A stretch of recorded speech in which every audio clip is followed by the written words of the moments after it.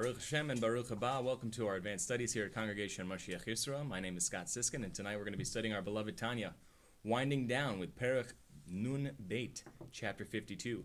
Mi yiftach otana b'tefila uvracha. Who would like to open us with prayer and a blessing? Ruler of the universe, master of all masters, the Father of mercy and forgiveness, we thank you, our God and the God of our fathers, by bowing down and kneeling, that you brought us closer to your Torah and your holy work. And you enable us to take part in the secrets of your holy Torah. How worthy are we that you grant us with such big favor. That is the reason we plead before you, that you will forgive and acquit all our sins, and that they should not bring separation between you and us. And may it be your will before you, our God and God of our fathers, that you will awaken and prepare our hearts to love and revere you, and may you listen to our utterances and open our closed heart to the hidden studies of your Torah. And may our study be pleasant before your place of honor, as the aroma of sweet incense, and may you emanate to us light from the source of our soul and to all our being, and may the sparks of your holy servants, through which you revealed your wisdom to the world, shine. May their merit and the merit of their fathers and the merit of their Torah and holiness support us, so we shall not stumble through our study. And by their merit enlighten our eyes in our learning, as it is stated by King David, the sweet singer of Israel. Open my eyes so that I will see wonders from your Torah. Because from his mouth God gives wisdom and understanding. May the utterances of my mouth and the thoughts of my heart find favor before you, God, my strength and my Redeemer. Amen. Amen. Baruch atah Adonai Eloheinu melech haolam asher kidshanu b'mitzvotav v'tzivanu la'asok b'divrei Torah. Amen. Amen. So tonight we're studying chapter 52. Chapter 52 is the middle of our final concluding segment of Tanya. As you can possibly illustrate here from our handy-dandy map of Tanya, the last three chapters of the first book of Tanya, Likutei Amarim, 51, 2, and 3, continue with the concept we began here in the purple section in chapters 35, 6, and 7, talking about the primacy of deed, how important it is to do each mitzvah, and that without mitzvah, all of the emotion and all of the intention and all of the godly thoughts in the world won't help you. Right? In the end of the day, we live in the world of action. We have to act. Faith without works is dead. After this, we stopped and we took a relatively long 13-chapter detour talking about, okay, even though we know that mitzvot are so important and it all revolves around the mitzvah, you have to do the mitzvah, you have to actually do it, you have to speak the Shema, you can't think it, etc., etc. Still, don't sell kavana short. Don't sell your intentions and your love of God and your fear of God and your emotions short, because they add color to your mitzvah. As we said before, a mitzvah without kavanah is like a guf below neshama, a body without a soul, right? So we'd have to make sure that we're having lots of intention, and that's why we took this 10-chapter marathon talking about fear and love of God, so that we'd be able to have tools to be able to awaken that within ourselves. And now again in chapters 51 through 3, concluding the Tanya, we're continuing our thought that we began, the Alter Rebbe began in chapter 35, talking about the primacy of deed. Now that we know what kavanah is, now that we know what our hearts and minds should be doing while we're doing a mitzvah, while we're studying Torah, now let's get back to the purpose of why we do mitzvot to begin with. What's the purpose of it all? And in short, the idea is revelation of godliness. In the end of the day, what is it that we all want? What is it that we're all here for? We've talked several times before that the purpose of mankind, the purpose of humanity, why are we here, that existential question, is all Exodus 25:8. Have them build me a tabernacle so that I could dwell among them, within them. That God wants to be revealed down here in the lowest world. In that sense, we need to make sure that we're doing mitzvahs. As King Solomon said, make sure you never run out of oil, in our imagery of the candle Jew, right? Where we have the wick is the body. The 10 virgins, sure. We have the wick, which is our body. We have the oil, which is the good deeds. It's our fuel. And then the flame, this is the divine revealed presence of God illuminating our world that rests above us, which is why we wear kippah, right, or some kind of head covering. So if we want to make sure that the Shekhinah, God's divine presence, is revealed and constantly being a presence in our life, a revealed presence in our life, and ultimately bringing Mashiach, that everything should reveal godliness, we need to make sure that we're not short of oil, says King Solomon. We need to make sure that we're not short of mitzvot. It's the mitzvot that reveal godliness here. So to illustrate this concept, the Alter Rebbe brought from chapter 51 a verse from the book of Job, Eov, and he said, from my flesh I can observe God, right? If I look at the way that I'm designed, and again, everything comes from God's wisdom, everything comes from God's will. The Torah is God's blueprint for all of creation. So if I look at myself, I should be able to see some elements, some remnants, some small picture so I can understand a little bit about what God's like. A little spark, perhaps, of what God is and of how this all works, right? When God says, I made you in my image, it doesn't mean that he made us with arms and hands, right? It means that he made us with the 10 attributes, the 10 divine attributes, and they're going to be kind of a key feature tonight. So I suppose that we can address that when it comes, but I do want to make sure that we hit everything here in the introduction really quick. So let's just go ahead and do this really quickly. If you have our sheets from before, we talked about this before. This is the Sephardic tree. That's a clean one. I got clean ones so that it would make everything look a little bit nicer. But we know that there's the top triad, which is Chabad, Chochma, Bina, V'da'at, wisdom, understanding, and knowledge, right? God is wise, so we can be wise, etc., etc. And then we have the emotive qualities, Chesed, Gevur, Teferet, Netzach, Hod, Yesod. These are the 6 midot. So it's love and fear and compassion, endurance and humility and friendship, right? And these are called the 6 midot, the 6 emotive attributes. So if you take the whole tree right now really quick, you can see there's intellect on the top triad, and then the bottom 2 are emotion. And then there's malchut at the bottom. Malchut is kingship. Everything flows into malchut. It takes everything that a person is to be a king, right? Or a mother, as we'll soon see. And again, just really quickly, this image of the 10 sefirot, see if I can hold these together here, is superimposed and overlaid over what we understand is the 4 worlds, Atzilut, Bria, Yetzira, and Asiya. So these 10 sefirot, Chochma dominates Atzilut, and Bina dominates Bria, and the 6 emotive attributes, the midot, they dominate Yetzira, and Malchut dominates Asiya. But at the same point, each of these attributes exist in each specific world, which is what's represented on the left of this page. So you can see that everything flows into the next world in a chain-like descent. So that's an important understanding we're going to need moving forward through this chapter. It's a relatively simple message in this chapter, but it's a little bit complex because of terminology, so we'll move through it kind of slow. But essentially the message is incredibly beautiful. What is the purpose of everything, of all life? It's to reveal godliness here. How do you reveal godliness? It's through Torah, and it's through mitzvah. Which brings us to the chapter title of this week's chapter 52, based on a handy-dandy map of Tanya. Torah reveals God's presence. Made a bracha earlier. Torah reveals God's presence.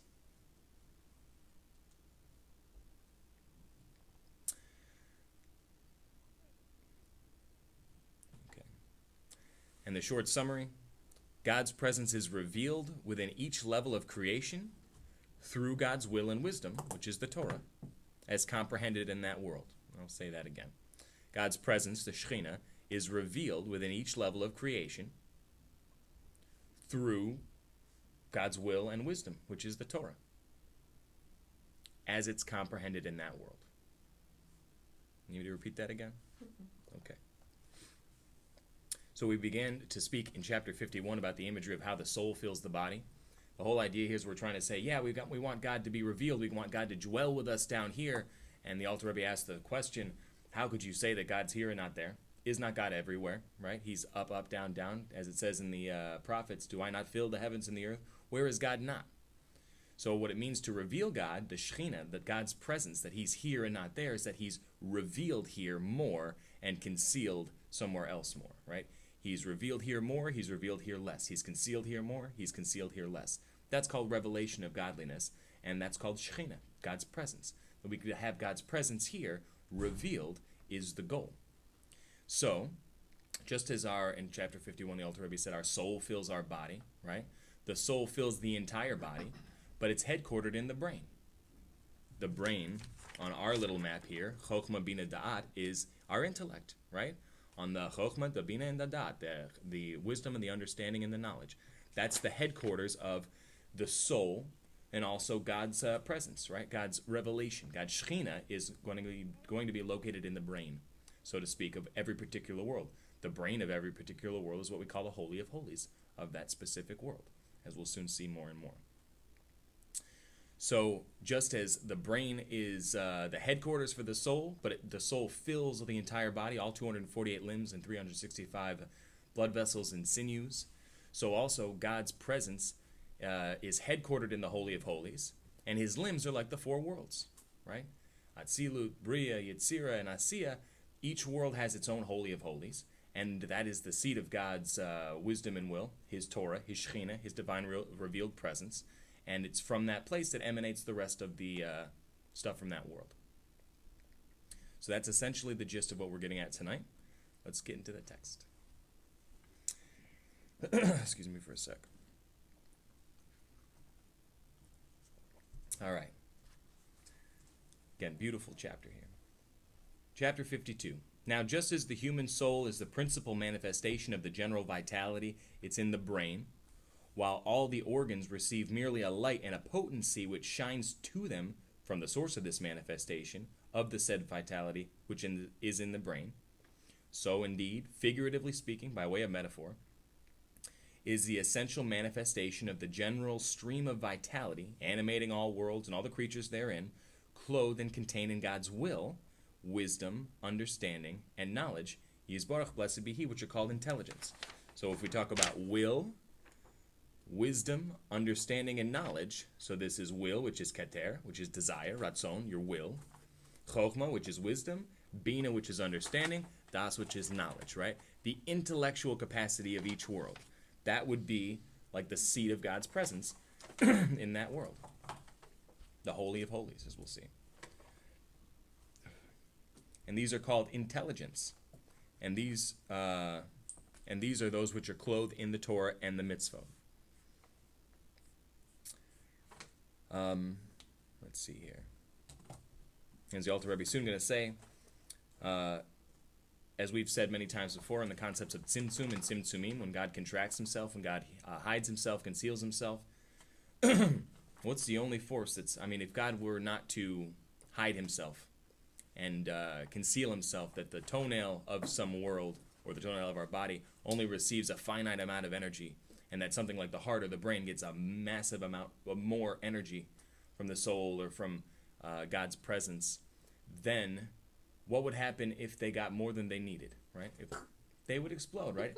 If the toenail got more vitality than it would need, then the toenail would not function as a toenail should. If the or then it could tolerate, yeah. right? So in our example of our body, if there was too much blood flowing to the toe, that's called you get all kinds of medical problems, right? If there's not good circulation, God forbid. Whereas in the worlds, if you have too much godly revelation, that entity cannot continue to exist, right? So it's the same thing. So what's strong enough to stop God? If God's infinite, what's strong? What kind of, we're talking about a garb, a clothing, as we'll soon see, for the Shekhinah. The klipo? So, Filter. right. So what's the source of all of the filters, all the tzimtzumim? God. Who's the only thing that could stop God? God, right? So that's why we say that the Shekhinah, God's divine presence, when you want God revealed here, it has to be clothed in what we call Torah and mitzvot, because the mitzvot are God's It's will. his will. It's his Will. love. It's his soul. So what he wants. So why is it that God's energy does not overwhelm us? Because he doesn't want it to. Because he's nice. Because he doesn't want it to. He doesn't want to What's pop the us. utensil or the mechanism he uses to transfer that desire to us? Torah. This is his wisdom. And he and his Torah are one. So that's how God can conceal himself. I always remember you see the guys in like Ushpizin, for example, or some other place. They run into the Beis HaMidrash, or they run into the study hall, and they're covered. They don't have a kippah, so they're covering their head with their hand, right? We can't conceal ourselves from ourselves. God can conceal Bobby himself was always from us. with a napkin or Something, right? Something. I still do that. Are you allowed to do that? What's going on? Another way to answer what you had asked was by his chesed. Because of his chesed, that he conceals. In reality, it's more because of his keter, right? Which is a supernal source of chesed. So again, it's because of his will, which are the mitzvot. The mechanism he uses to get it to us is the Torah, which is his wisdom. Let's consider all the three intellectual faculties. What's the first byproduct of the intellect after Chochmah and Bina get together? Chesed. You're absolutely right. But it's further down the chain. But because of his love, his kindness, loving kindness, Right. that he doesn't let us go. Right. Because he doesn't want it, ultimately. Right. And he uses tools to accomplish it. So, this manifestation or the manifestation of this general flow of life is the source of the vitality which the worlds receive, each one in particular. So we're saying here that the Shekhinah, God's divine presence, God's revealed presence, is really the source of life of each world, right? Ours included. Only a glow is diffused and shines forth from this source in a similar manner as light radiates from the sun, as we've said many times before, by way of example, or as the powers of the organs receive their, of the organs of the body derive their vitality from the brain, as has been discussed above in the previous chapter.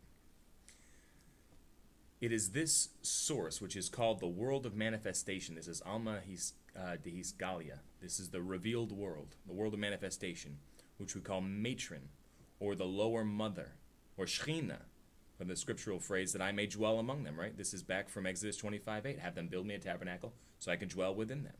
These are different terms that we're using to refer to this motherly energy of God, which creates the world, which has to be clothed in Torah and mitzvot, in order that we shouldn't receive too much energy and explode, right? Mm-hmm. For this source is the beginning of the revelation of the light of the Ein Sof, the infinite one, which extends to and illuminates the worlds in a revealed manner. From this source, there extends to each individual thing a particular light and vitality that's suitable for it, and the light dwells and is clothed in them, thereby animating them, right? So we have God's divine presence, we have God's divine light, which is the vitality and the source of sustenance for life of all the worlds and all the creatures.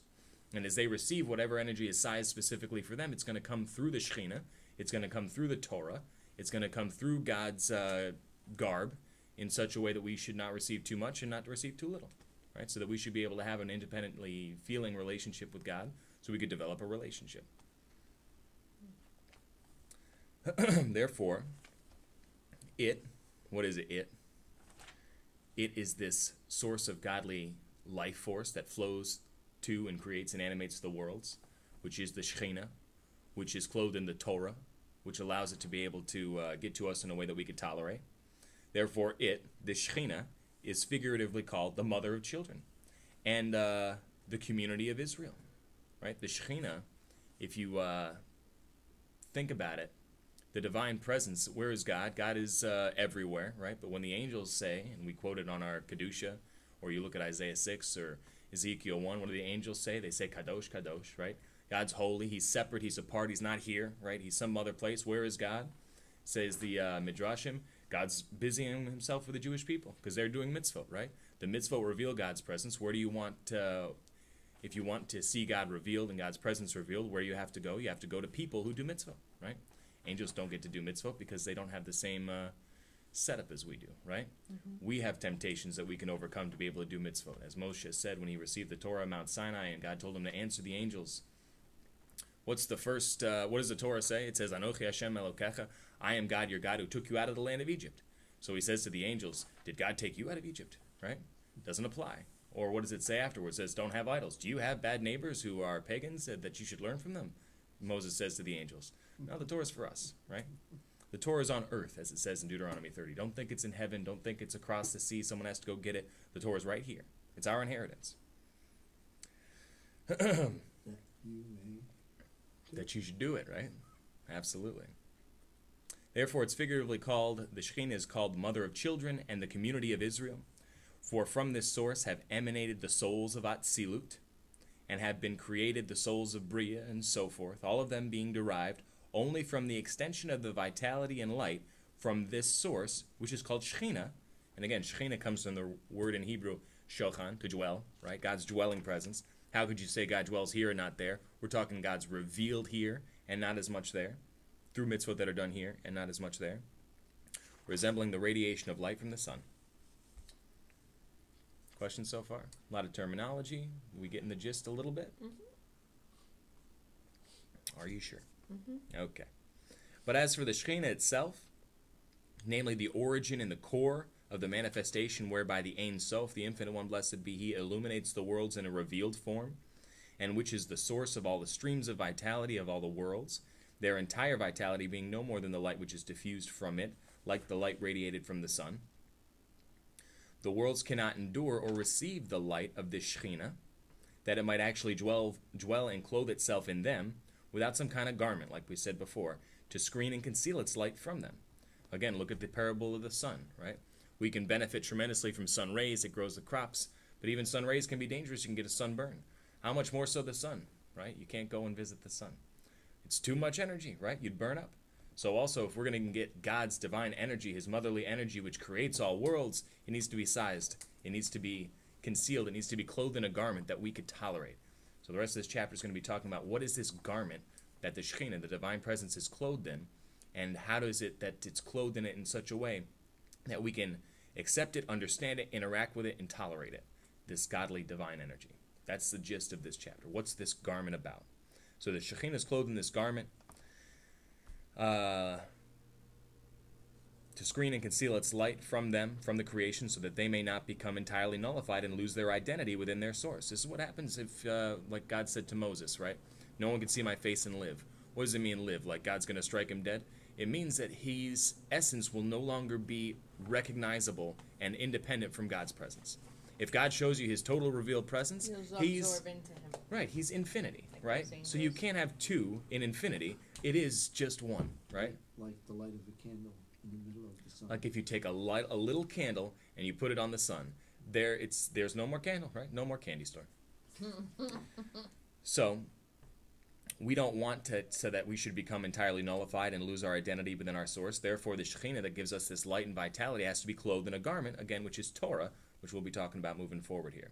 Like the nullification of the light of the sun and its source, namely in the sun itself, where this light cannot be seen, but only the integral mass of the sun itself. Next paragraph. But what is this garment, which is able to conceal and clothe the Shekhinah, yet will not itself be completely nullified with its light? Like we said before, who could conceal God? Who could stop God's infinity, right? Only God's will. Because God says, because this is what I want. This is the way I want it, right? And then he's going to use the tool of Torah, his wisdom, to accomplish it. Because God makes all things with wisdom. Reminds me of the story they tell of a classroom, and the teacher asks the students, he says, why can't we see God? And someone says, oh, because God's a spirit. The teacher's like, no. And he's like, oh, because God's in heaven. The teacher's like, no. Oh, because God's too powerful. He's like, no. Oh, because God's Let's bring it a little closer. infinite, right? And teacher says, no. And he goes down the list, all these really seemingly accurate answers. And one kid pipes up and says, because God doesn't want us to see him. And he's like, that's exactly right. Why is it that we have godly energy and we could see godliness, we could perceive godliness, not that much in this world? It's specifically because this is the way God wants it. And again, we talked about this before. It's to enable free choice. It's to enable reward and punishment. It's to enable us to feel like we're independent from God so that we can relate to him as an individual, which would be totally torn down and impossible if God's presence was too much for us to tolerate. We would just become one with him like light in the sun, like a candle in the sun. So what is this garment that's able to conceal and clothe the Shekhinah, yet itself will not become nullified within God's light, right? You're going to put something close to this source of the light, it's just going to become infinity with God, right? Not true, because this is God's will. This is his will. He's blessed be he. And his wisdom, and so forth. And as we said many times before, and we'll say many times again, what is God's will?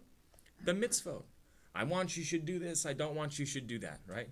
If you eat spiders, it grosses me out. Please don't do that. What is God's wisdom? This is the Torah, right? Where God tells you his intellect so that you understand his will. Mitzvot and Torah. This is the garb of the Shekhinah that allows us to tolerate God's revealed presence in a way that we can understand it, we could work with it, we could accomplish it, we could actually interact with God and have a relationship with God and not be totally consumed by God's infinite power. And these are clothed in the Torah and the mitzvot that are revealed to us and to our children. This is from a verse. For the Torah issues from wisdom, which is Chokhmah Ilah, the supernal wisdom, the highest level of Chokhmah, that is immeasurably higher than the world of manifestation. So we're talking about the concept of revealed worlds and hidden worlds.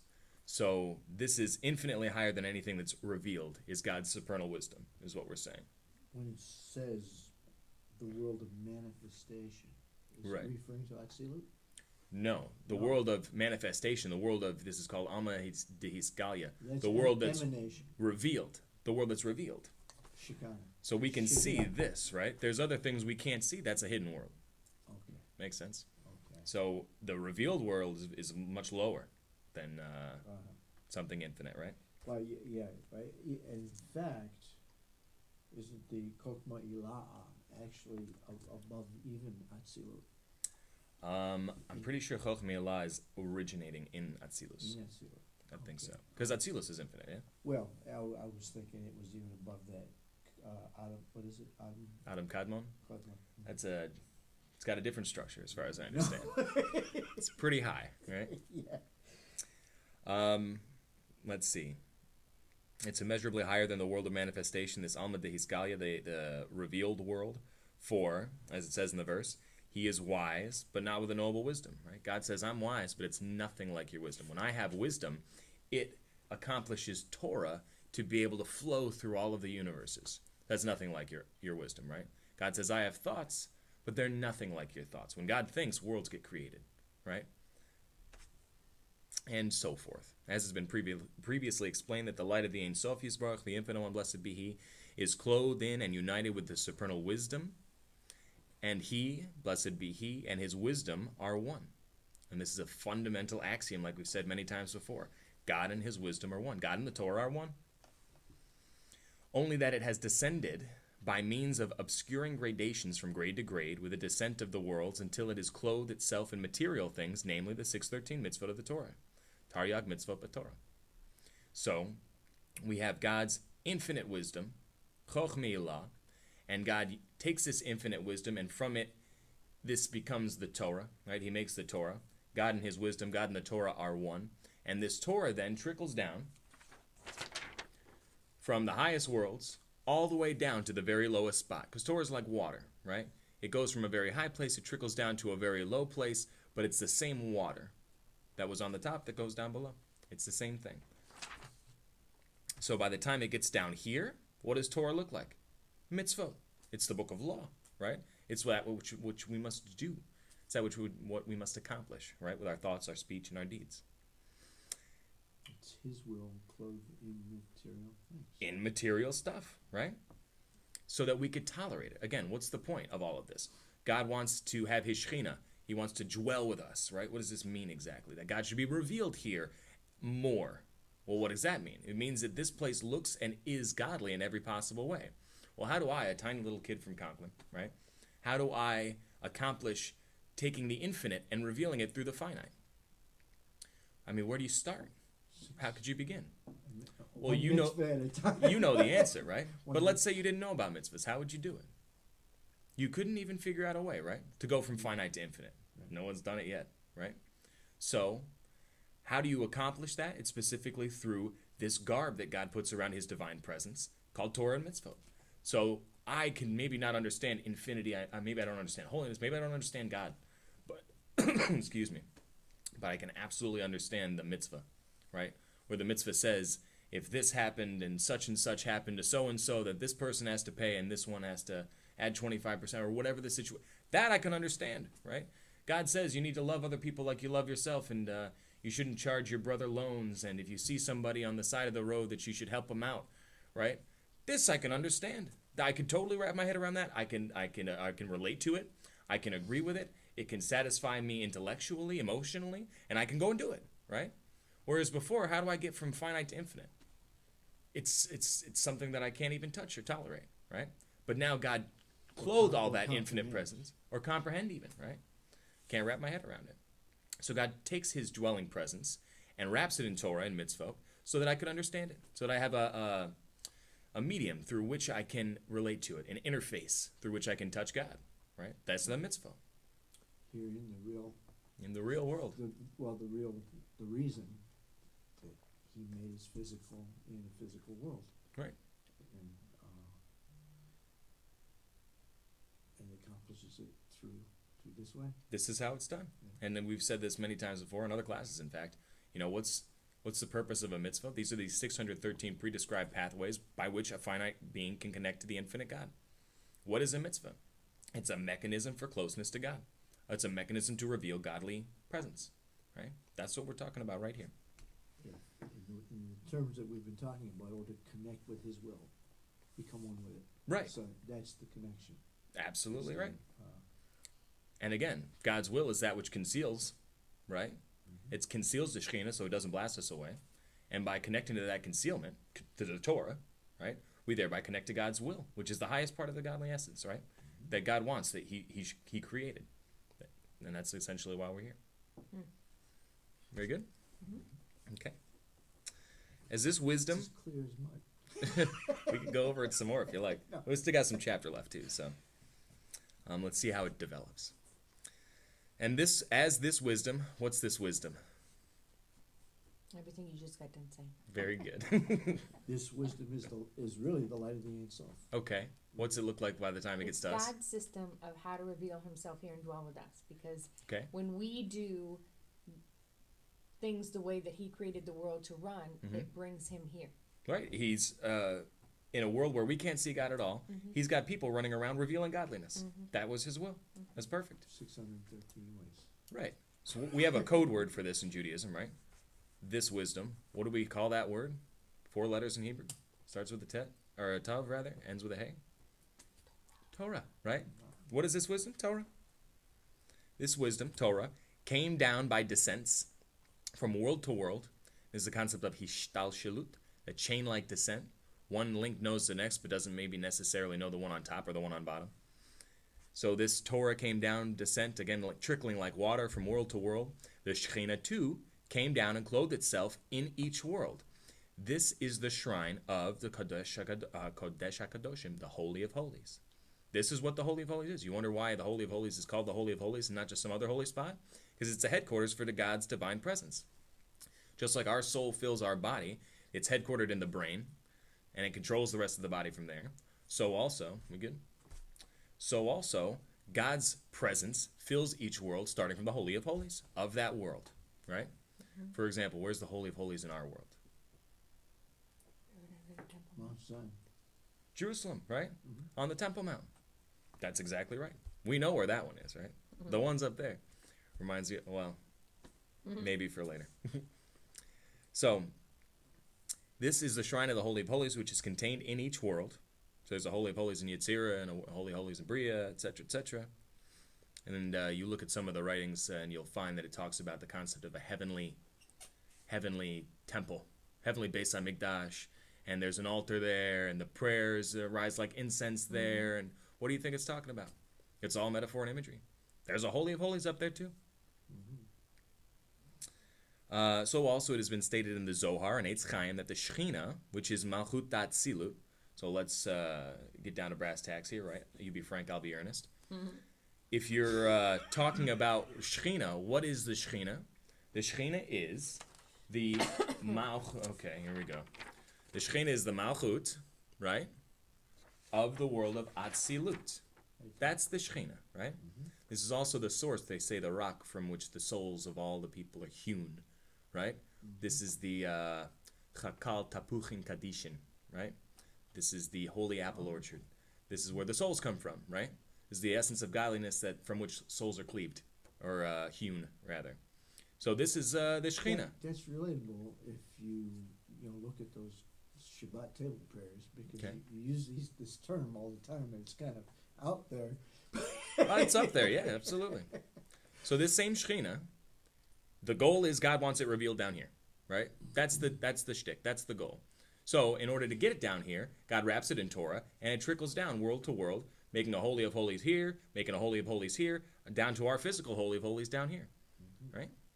And this Malchut, as we'll soon see, becomes the Keter of the world above it, the gateway to heaven. And we'll talk about that. So, the Zohar says that the Eitz Chaim says that the Shekhinah, which is the Malchut of Atzilut, Malchut Atzilus, is the manifestation of light and vitality of the Ein Sof, blessed be He. Again, what is the Shekhinah? What are we talking about when we say Shekhinah? Shekhinah is God's dwelling presence. How does God dwell here and not there? He's revealed more here and not there. That's what Shekhinah means. We want God to be revealed here on this earth as much as possible, more than all the rest of the worlds. That's the goal. So, what is Shekhinah? It's the manifestation of the light and vitality of the Ein Sof, blessed be He, which illuminates the worlds, and therefore it's called the Word of God, and the breath of His mouth, as it were. In the case of human beings, by way of example, speech reveals to the hearers the speaker's secret and hidden thought. So we try to use all these words and we try to understand what is it that God's talking about? What's the Torah? What's the Bible talking about to us? And we use these anthropomorphisms, right? The Torah is written in the language of man so that we could have some kind of tiny taste of what it really means. What does it mean that God speaks? Like God's got, a mouth and lips and teeth and a tongue up there someplace. There's a soft palate and a hard palate in the heavens. That's not what it means, right? What does speech do for us? What does speech mean for us? Speech reveals to the hearer the speaker's secret and hidden thoughts. Exactly right. It reveals that which you can't tell about me by looking at me, right? If I were to live by myself in a cabin in the woods, I could live for 80, 120 years and never say a word, and I'd get along just fine, right? When do I need speech? When somebody else is around, right? When you need to tell them something that you can't express in another way. Or maybe you write, right? You write down the words. Same kind of concept. You're taking that which was concealed in my head, and you're making it revealed. That's why it says God brought the world to being through speech, right? Because it was concealed within him in his energy, and then he brought it into revelation. 10 utterances. With 10, Yehi or, let there be light, right? Exactly right. So, this Shechina, which is the Malchut of Atzilut, okay, the lowest attribute of the highest world, clothes itself in the shrine of the Holy of Holies of Bria. What's the Holy of Holies of Bria? Where is the Holy of Holies in me? In your brain, right? How do you translate brain into spiritual lingo, Kabbalistic lingo? Intellect. Yeah. Mm-hmm. Chochma bina das, right? Mm-hmm. So go ahead. Chabad. Chabad, right. So if you have Malchut of Atzilut, you have the lowest attribute of the highest world, it becomes the highest attribute of the next world down, right? Then where is the headquarters? I.e. the keter of right? the next one. We can use this chart too here, right? This has keter on top. Chochma gets its stuff from keter. If chochma is the yud, then the keter is the small thorn that's on top of the yud. A very tiny line, you can't even see it. It's very concealed. From that trickles down all the energy into chochma bina da'at, the holy of holies, or the intellect, the brain of that world, which gives all the vitality for the rest of that world. So that which was Malchut,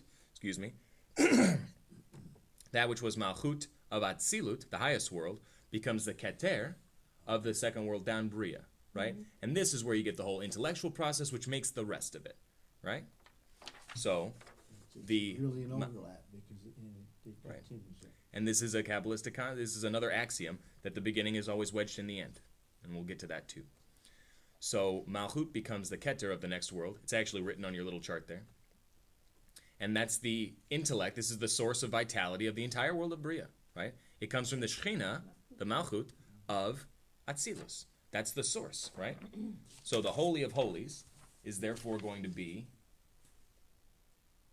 the Shechina of that world, which becomes from Malchut, the lowest part, it becomes the highest part, which is the intellect, the Chochmah Bin Da'at. The parable for this, we said earlier, this is kind of like the Mother's Day portion, right? It's always read around Mother's Day. The everybody's. We'll go ahead first. Well, okay, it's the keter, the source of Chabad Chassidut, right, intellect, and yet it also has a malchut, which leads to the next world. Right. But isn't that then the Shekinah? Or well, they both are. They both are. So how do you reconcile this? And here's the parable. This is why we call it the Mother's Day portion. Because the go ahead. Sephirah are not individual, but are one. United one. One. God, we're talking about God's attribute, right? God is one. Right. So that's true. Give us some physical human examples so we can figure this out, please. The imagery is a mother, right? Everybody's mother was once a daughter. Mm-hmm. Was once someone's granddaughter. Was someone's sister. Was someone's wife. Was a career lady. Was whatever. She was all kinds of things. To me, my mother is mom, right? And she's never going to be a wife or a sister or a career woman. I don't care about any of that. I just care about the fact that she's my mother. I don't see the rest of it, right? I don't see any more of it. So when you talk about, you're going down the list here, well, isn't this the Shekhinah, and this is, and that is, and this is, the answer is yeah. Yes, yeah. You're right. But from the world below, all I see is mother, right? All I see is mother. And that's why we have the supernal mother, the higher mama, right? And the lower. And this is what we called early the lower mother, or the I don't know what, use a weird word here in the English. Nether matriarch. Oh. That is weird. Lower mother, Lower, right? What it meant, yeah. Higher mama, lower mama, right? So the daughter, and we'll see soon that it's Chochmah that brings forth the daughter, which is Malchut. The daughter eventually becomes a mother, right? That's the progression between the worlds. The Torah trickles down through all the worlds until it gets down to here, right? That's what we're talking about. It's a beautiful symmetry, and it's a beautiful process that allows Torah, God's wisdom, God's light, God's presence, to be delivered through each and every world in a way that world could tolerate it. And it's beautiful, right? And it's the same message as before, right? What do we want to do? We want to reveal God. We want to bring Mashiach, so God's revealed. How do we do it? Torah and mitzvahs, right? How do you want me to explain it to you? Well, let's take out the charts and we'll go to Atzilut and we'll come all the way back down. In the end of the day, it's Torah and mitzvahs, right? It's Torah and mitzvahs. Oy vey, where did I leave off? After the parentheses here. So the Shechina. Breath in his mouth or something like that? After, so the Zohar and the Eitz Chaim say that the Shechina is Malchut Atzilus. Oh, okay. Skip the yeah. parentheses because we just read it, and it says, clothes itself, the Shechina clothes itself in the shrine of the Holy of Holies of Bria. What's the shrine of the Holy of Holies of Bria? Chabad, Chochmah Bina V'Dat, wisdom, understanding, and knowledge of Bria. Through the ladders clothing themselves in Malchut de Bria. So what happens when you charge up a spiritual world with Chochmah and Bina and Das? What happens? What happens when you put Chochmah and Bina together? What happens when you put the father and the mother together? They engage in Das, and you end up with offspring, right? You get Chesed, Gevurah, Teferet, you get the 6 emotive attributes, eventually leading to Malchut, where those offspring then become parents of themselves, right? That's what we're reading here. Through the ladders clothing themselves in the Malchut of Bria, the lowest attribute of the second world, there have been created souls and the angels which exist in the world of Bria. From there also descends the wisdom of the Talmud that we possess, which is a pretty interesting concept. Let's read this paragraph and then we'll explain. When we talk about Talmud here, just so we're all on the same page, Talmud is made up of Mishnah and Gemara. The Mishnah is the law. Yes, it's kosher. No, it's treif. And the Gemara is the explanation. Well, why is it kosher, or why is that not pure, or whatever the situation might be? So Mishnah is the yes, no. Talmud or Gemara is the why, the explanation. So in the world of Bria, we had Talmud, the why. Again, the world of Bria, if you have your charts handy, it might be helpful. The world of Bria is the world of understanding, right? We know that the sphere that dominates the world of Bria, the second world down, is understanding. So that's why it obviously is going to be the understanding of the mitzvah, right? Let's see here. It has already been explained previously in chapter 39, in the name of Tikkunim, that in the world of Bria, there shine and flow forth the Chochmah and Bina and Da'at, the Chabad of the Ein Sof Yisbarach, in a powerfully contracted manner. And again, we talk about Atzilus, everything is infinite, everything is God. By the time you get to Bria, you have souls, angels, seemingly independent entities, right? So you need a massive contraction to get there. In order that the souls and the angels, which are limited and finite beings, what does souls and angels have in common? They're creations, they're finite, shall be able to receive the influence from these categories of Chabad. You want to be able to get God's wisdom, get God's understanding, get God's knowledge, right, in a way that you could tolerate it. Therefore, from there also originates the Talmud, which is the category of Chabad. For the Talmud consists of the reasons and the interpretations of the halachot, the mitzvot, in clearly defined terms. These reasons and interpretations are a category of Chabad, while the halachot themselves derive from the midot of the Ein Sof. What's the midot of the Ein Sof Yisbarach, blessed be He? It's the chesed and the gevurah and the teferet. It's the love and the fear. It's the yes and the no. It's the kosher. It's the treif. It's the pure. It's the impure. This is all headquartered in the world of Yetzirah, right? So here we have the Gemara, the Talmud, the why of the mitzvah. Here we have the ruling of the mitzvah. Yes, you can do it. No, you can't do it. And then as we'll see, here is the written word, right? Because in the Bible, in our world, we have the Bible. We have the written word. Namely kindness and din, justice and mercy and so on, chesed, gevurah, teferet, etc., from which originate permission and prohibition, license and restriction, liability and blamelessness, as has been explained in the Tikkunim. by virtue of the clothing of Malchut Atzilut in Malchut de Bria. What's that mean? Any thoughts? What does it mean that the Malchut of Atzilut clothes itself in Malchut of Bria? I could hold this up if it helps. Further, The Malchut here, concealed. right, the Malchut here becomes the Malchut here. What's the difference between the Shekhinah as it exists in Atzilut and the Shekhinah as it exists in Bria? There's a more concealed. It's more concealed, more tzimtzum, very contracted, right? It's just a little bit compared to what you had up here. Just a tiny little bit. It's very concealed. So it's not a bunch of water, it's the trickle of water, right? By the time it gets to us, you get a couple drops maybe. So, where did I leave off? By virtue of the clothing of Malchut Atzilut in Malchut de Bria, it clothes itself in the shrine of the Holy of Holies of Yetzirah. So now we're just saying exactly what we said before. The Malchut, the Shekhinah of the world of Atzilut, becomes the Keter of the world of Bria. It becomes the brain. It becomes the intellect. And then that process leads to the Malchut. The mother becomes, or the daughter becomes a mother. And this becomes the intellect of the world of Yetzirah, giving life to the entire world of Yetzirah. And so on and so forth. Again, this is God's Shekhinah, His dwelling presence, His revelation. God's revelation comes through Torah and mitzvah. It clothes itself in the shrine of the Holy of Holies of Yetzirah, the Shekhinah does. This being the Chabad of Yetzirah, like we just said. When the latter are clothed in the Malchut of Yetzirah, there are formed the Ruchot. So before we said Neshamot, right? The souls in Bria. Again, the Neshama part of our soul energizes our intellect. The Ruach part of our soul energizes our emotions. That's why you find it in Yetzirah. And the angels which belong to the world of Yetzirah. And there's lots of angels in Yetzirah. From there, too, comes the Mishnah that we possess, like we said before. Kabbalah comes from Atzilut. Doesn't really leave there because it's so lofty, it's so hidden, it's so concealed, not revealed. The Talmud comes from Bria, the explanation of the mitzvah, because it's dominated by understanding. The Mishnah, yes, it's kosher. No, it's not. Yes, it's impure. No, it's not pure. This comes from Yetzirah because it's based in the Midot, the divine attributes Chesed and Gevurah, love and fear, right? Yes, I like it. No, I don't like it. Yes, we could use it. No, we can't. And by the time you get down here, you have Malchut. So from here we have the Mishnah, which is Hillel says yes, Shammai says no, right? That we possess, which comprises the legal decisions that are likewise derived from the Chabad of the Ein Sof Yisbarach. All this is God, right? It all comes from God. God makes a decision, this is what I want, this is what I don't want.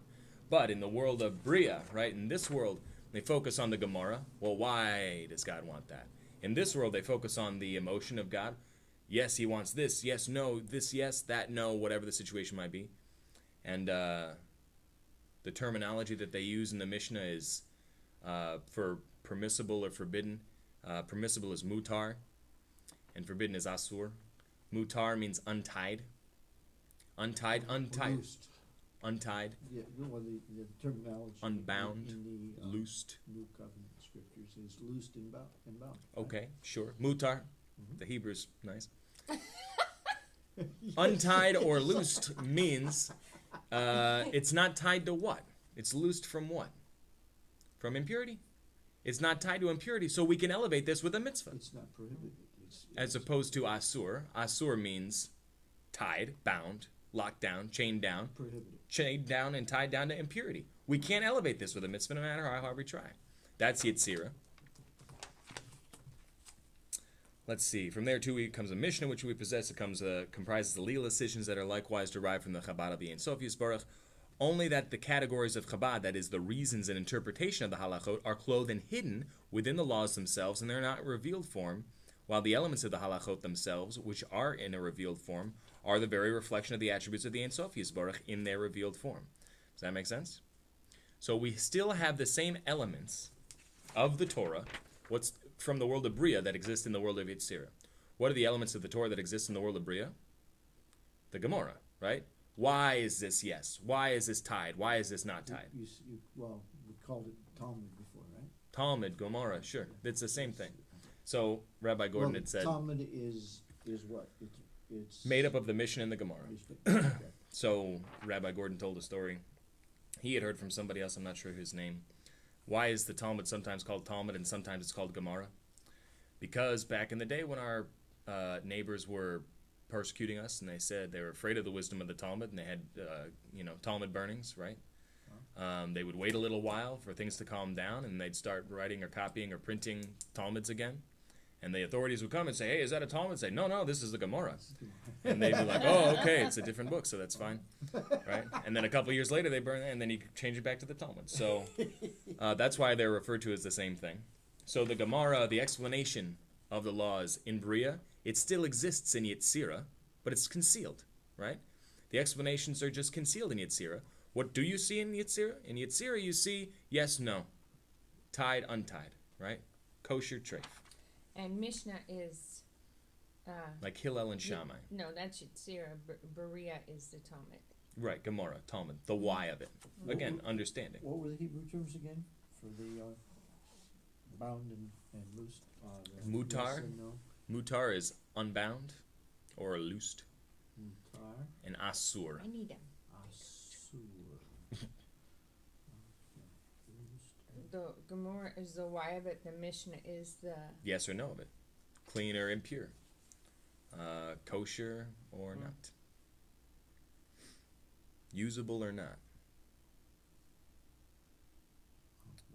Okay. Suitable for use Or tied down. I can't get this right. Prohibited.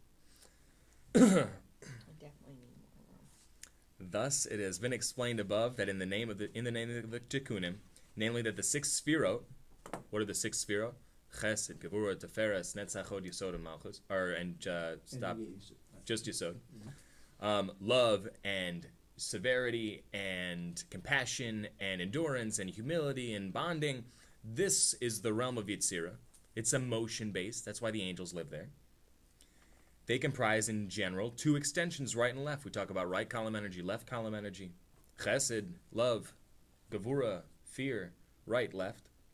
Acting either with forbearance from the aspect of kindness, that is to say, to permit a certain thing to ascend to God, or acting forbiddingly, and so on, right? This we can use, that we can't. This is all the realm of Yetzirah, the realm of emotion, the realm of the Mishnah. We're overlapping several concepts. That's why I think this is a beautiful chapter, because it kind of brings it all together. And all this is according to the Chochmah Ilah De'atzilus, the higher wisdom of emanation. So did they develop the yes and no in Yetzirah? Did they develop the understanding of why it's yes or no in Gemara? In Bria, rather?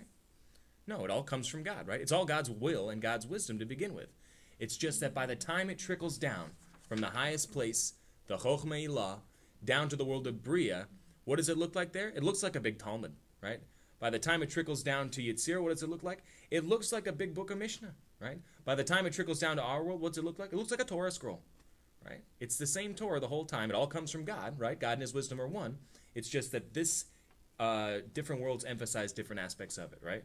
Based on the comprehension of the creatures in that world, whether souls or angels. Make sense? Mm-hmm. Okay. Let's see here.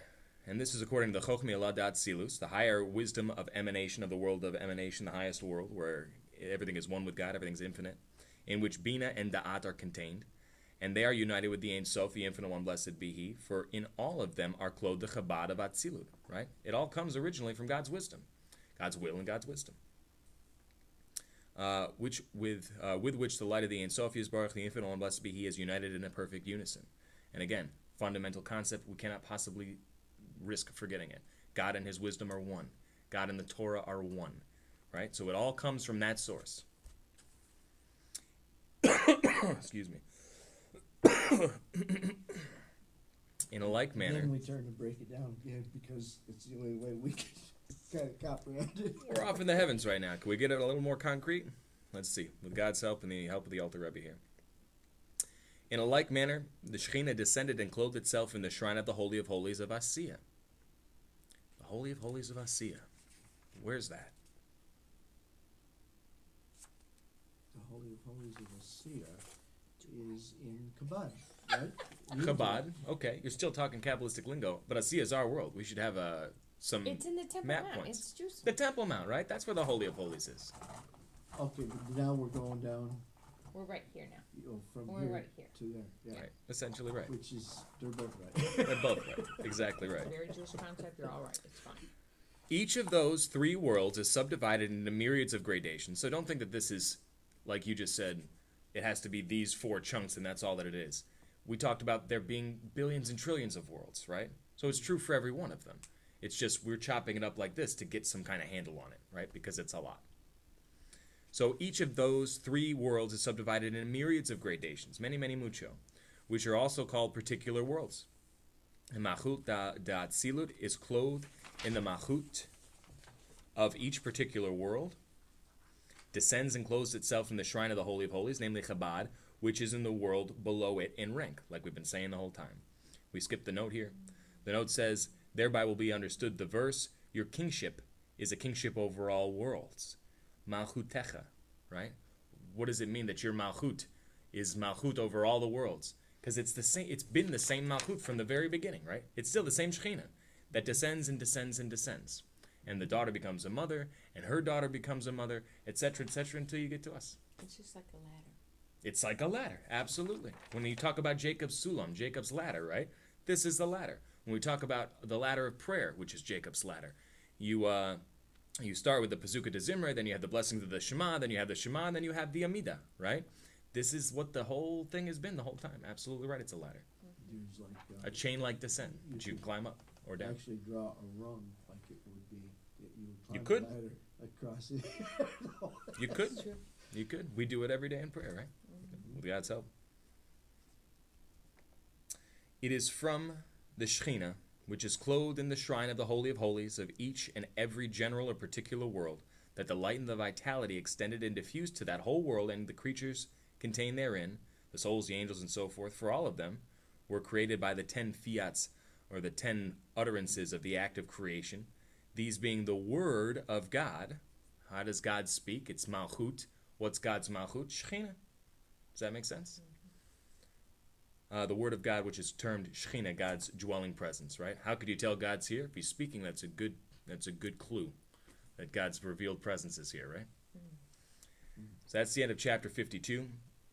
Let's review a little bit and move forward. What we're going to be talking about in chapter 53 is, okay, we said that the Holy of Holies is like the brain of each world.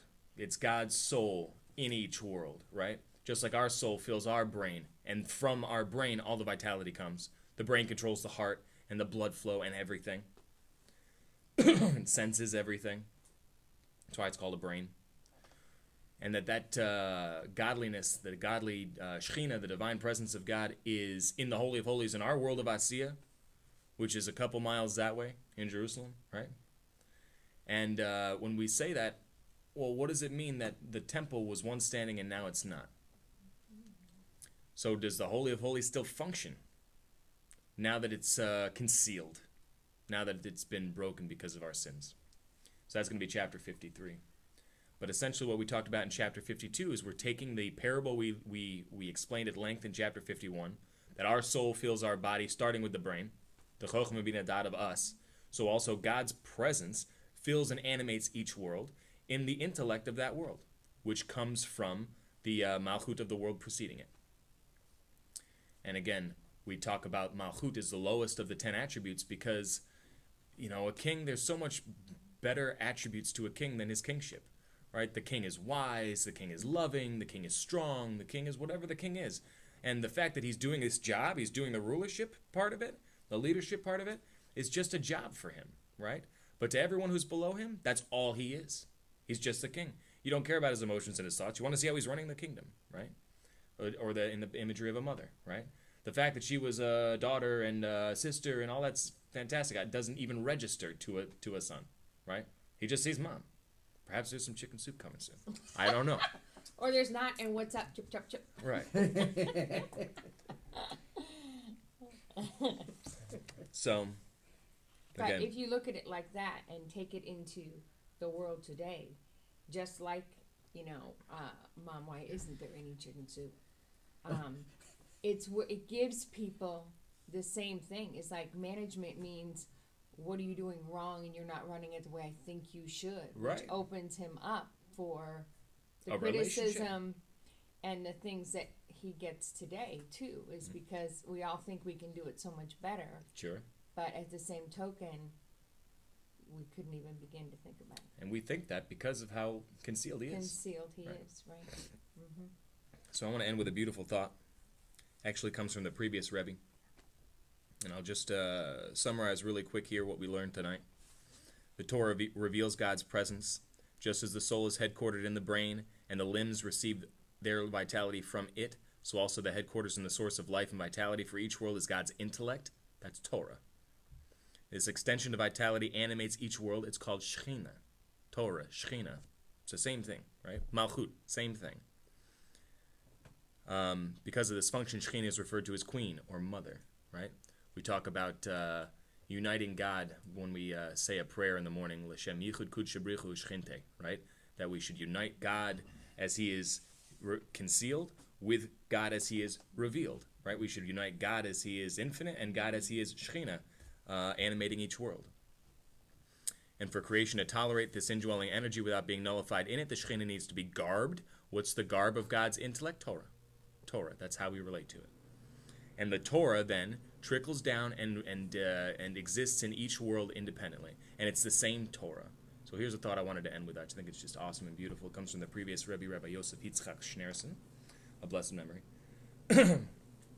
And he had said, as far as memory serves, one of the first bits of the Talmud that you start studying is when you have it's a case about a lost object, right?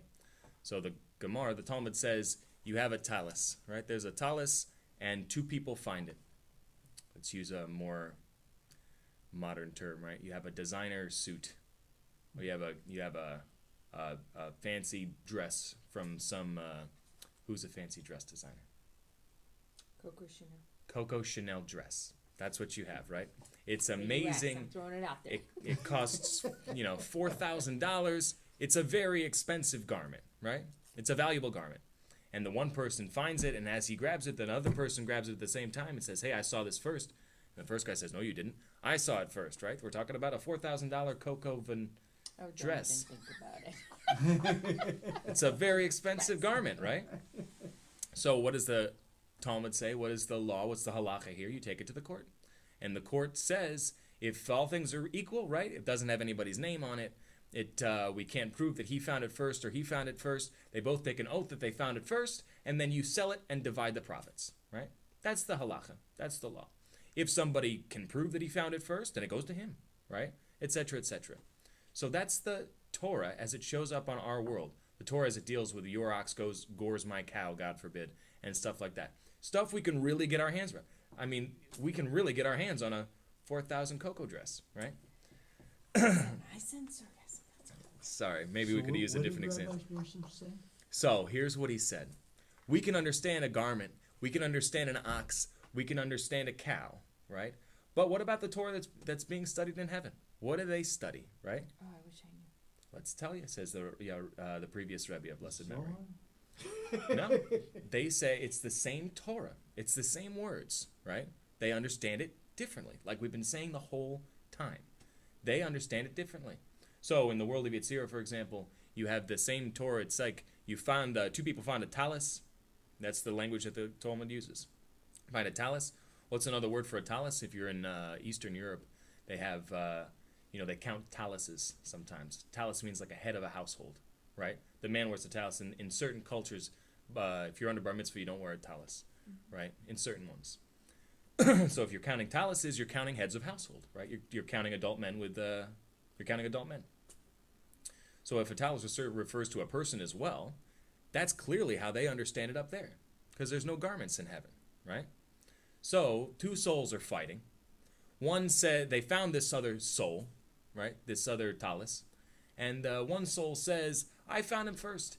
We met back in Morocco, and I had him put on tefillin with me, and he ended up, he grew a beard, and he started studying, and he ended up, his whole family became frum, and now his children go to yeshiva. It's all because I met him in Morocco when we put on tefillin together," right? And the other soul says, no, I found him first, 10 years before that in Aruba, right? And that's when I gave him Shabbos candles, and he lit the Shabbos candle, he remembered his bubby, and that's when it all started, right? And they're fighting, right? The two souls are fighting. No, this is my mitzvah, right? I was the one who brought this guy back from the other side. You didn't. It was me, right? I was the one who did it. So they take him to the court, and they prove it, and they figure out whose credit it is, and there you go. Have a great day. Isn't that cool? So it's the same Torah, but the concepts are a little bit different. That's why the Torah, when we read it in this world, the written Torah, it's got funny words for things sometimes, right? Mm-hmm. That's why. Because there's other worlds where they understand it differently. It's the same Torah. It's being applied the exact same way, but a little bit different. Right? Isn't that cool?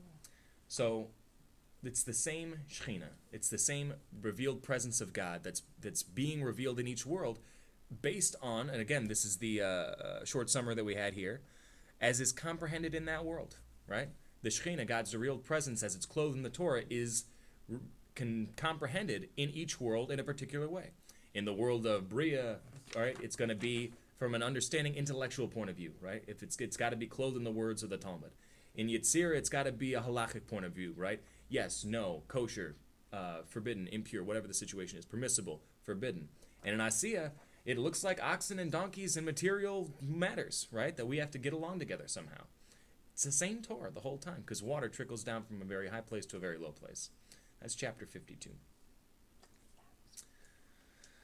Thoughts, questions? So what's the answer to life? We ought to reveal God's presence. Exodus 25:8. How do we do it? Torah and mitzvahs. Right? Torah and mitzvahs. Amen. Any questions, thoughts, comments, concerns? A practical example Sure. of all the complicated laws and, your donkey gored my whatever. Right. We had my young son wanted a puppy desperately, Sammy, so got him a puppy. It was a border collie, and he was little, and he has really big eyes. And he loved that puppy, and he was always on my lap or something because he was little. So he would just look at the puppy. Well, it turned out the puppy kept trying to bite his face because it was in puppy world trying to be his place in the pack. Dominant. He knew that I was the alpha, and here I always had this little person, so he kept lurching and biting the baby. So I couldn't just put an ad in the paper and say, I have a puppy to get rid of, because what if it bit every child, right? Then that's Torah. If you know you have an ox that gores, you have a different responsibility. Right. So there were channels to go through to get the right thing without it hurting somebody else, because that would have been my responsibility. Right. That would have been on you. Me solving my problem without doing it God's way would have been on me for forever. And what if he really did hurt somebody, and it turned out had a doggy psychologist come and Did you really? Yeah, absolutely. Well, what was I going to do? I wasn't going to put him down because he was a great dog. He was super smart. But it was the breed. But what she said was, my sister does that. Upper Front Street has one. And they evaluated the dog, and it turns out the dog would perfect. It just has to be with people that are bigger than it. So it knows that it can't be dominant. It has a place, right, but it can't be around little kids because it will try to take their place in the pack. So as long as registered it, you documented they it, you had went through the children that appropriate were 12 channels, and you did what 13 you needed to and get done. bigger, there was not a problem. fine. So he had a beautiful home. Life was wonderful. He was happy, and nobody was biting the face off my baby. This sounds perfect, good. right? So exactly that's it, Torah right there, and I That's wouldn't have Torah. gone through that process if I didn't know that I would be held accountable in the next world, because I just tried to solve my own problem, put an ad in the paper, and then somebody with a baby gets it and it bites the baby's face off. Right. We mentioned Rabbi Hillel tonight. He was asked to summarize the whole Torah. Right. What did he say? Don't do to other people what you wouldn't want them to do to you. Exactly. Right. In the end of the day, that's essentially what it is, right? But what would have happened if you'd have told whoever, this dog has a tendency to try to bite my baby's face? Right. No, I'm saying. They would probably not accept the dog, right? Well, The Might have problem gotten put down. is the dog probably would have been put down because it would have been deemed aggressive, and it wasn't aggressive. It was just in the a wrong border environment. collie whose instinct is to do exactly what it was doing.